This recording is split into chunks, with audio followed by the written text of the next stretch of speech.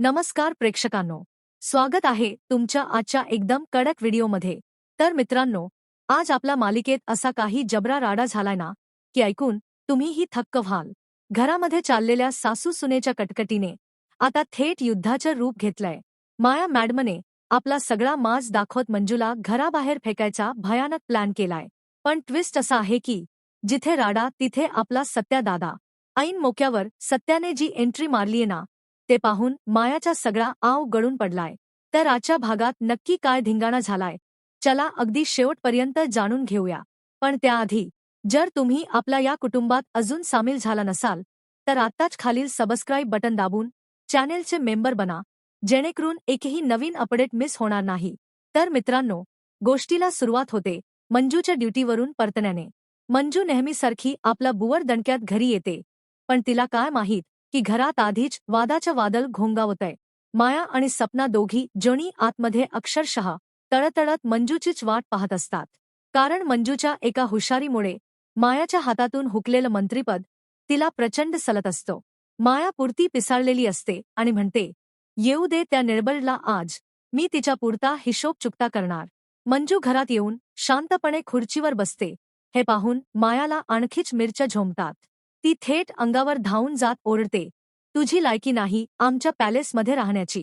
तुझ्या पायगुणामुळे माझं मंत्रिपद गेलं। आत्ताच्या आत्ता चालती हो इथून। पण आपली मंजू पण खाकी वर्दीतली माणूस आहे। ती समोर सासू असली म्हणून गप्प बसेल तर ती मंजू कसली।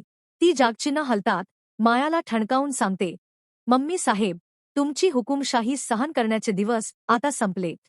मी कायद्याने आणि परंपरेने या घरची सून आहे। माझ्या नव्याच्या म्हणजेच सत्याच्या प्रेमाची साक्ष घेऊन मी इथे आले आहे। तुम्ही माझे काय हाल करायचे ते करा, पण मी या घरातून एक पाऊलही मागे हटणार नाही। मंजूने सासूला दिलेल्या या कडक उत्तरावर तुम्हाला काय वाटतं भावांनो? हा महत्त्वाचा मुद्दा जर तुम्हाला आवडला असेल आणि पुढे काय होणार हे जाणून घ्यायचे असेल तर चॅनेलला नक्की सबस्क्राइब करा, कारण तुमची साथ आम्हाला अशीच नवनवीन माहिती आणायला बळ देते। तर पुढे काय होतं? मंजूचं हे बोलणं ऐकून मायाचा अहंकार पार दुखावला जातो। ती ताळतंत्र सोडते आणि थेट मंजूचा हात पकडून खेचू लागते। माझ्या घरात आजवर कोणाची माझ्यावर आवाज वाढवण्याची हिंमत झाली नव्हती। सासू सोबत कसं वागावं हे तुझ्या आईबापाने शिकवलं नाही का? तू अशी ऐकणार नाहीस, असं म्हणत ती बळजबरीने मंजूला फरफटत दरवाजाबाहेर ढकलून देते। मंजूचा तोल जातो आणि ती खाली कोसळणार इतक्यात बॅकग्राऊंडला कडक म्युझिक वाजून एंट्री होते आपल्या सत्या किंगची।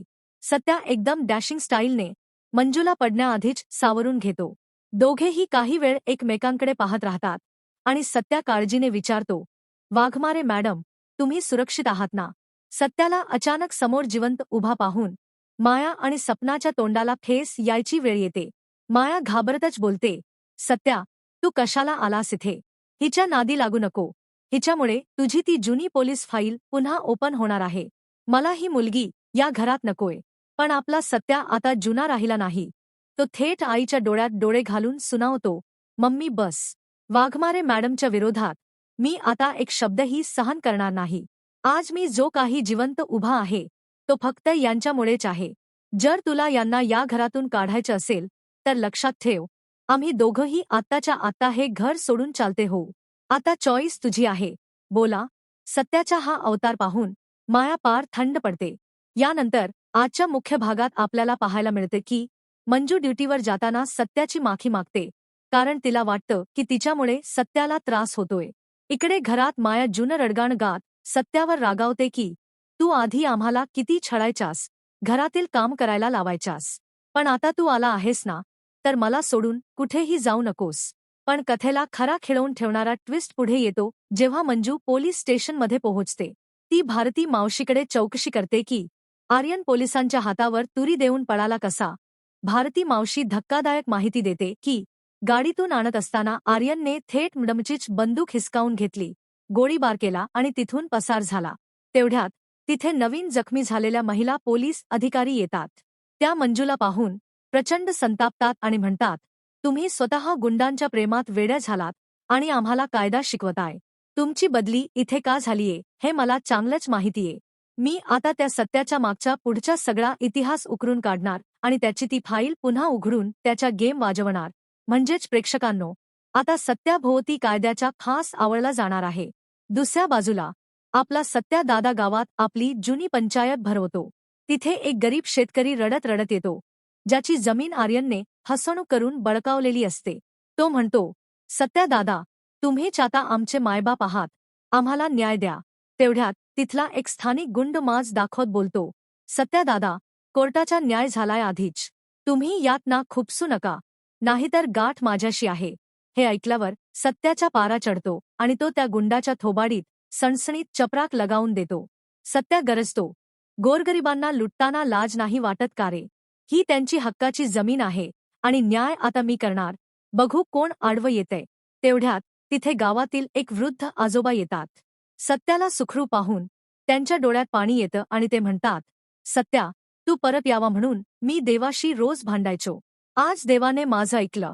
सत्या त्या आजोबांना आदराने बसवतो, पाणी देतो आणि हा एपिसोड इथेच संपतो. तर प्रेक्षकांनो, कसा वाटला आजचा हा भाग?